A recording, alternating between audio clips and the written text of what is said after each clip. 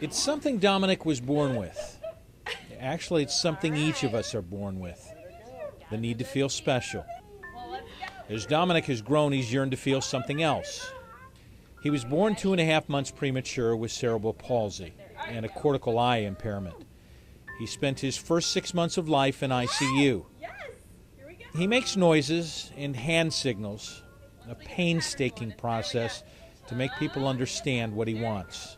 He's got a lot to say, and even though he can't communicate the way we do, he gets it out, and he tells us what he wants. And so seeing the abilities that he continues to gain, he is an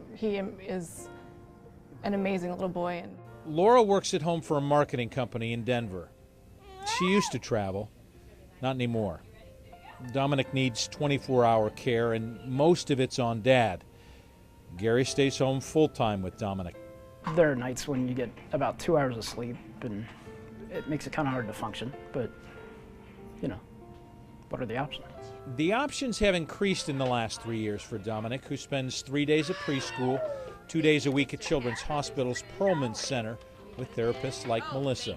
Every little and big accomplishment that all of these kids and adults make is like watching my kids cross the finish line and get an A on a test and be picked for the team. And Melissa told Laura and Gary Dominic should race. the first race was not so much for Dominic as it was for Laura and Gary. They needed to have that positive reinforcement of their community to see Dominic and to see his abilities. The Special K is a 40-yard race to kick off the 5K.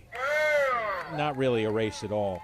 It's more of an exercise in being non-special.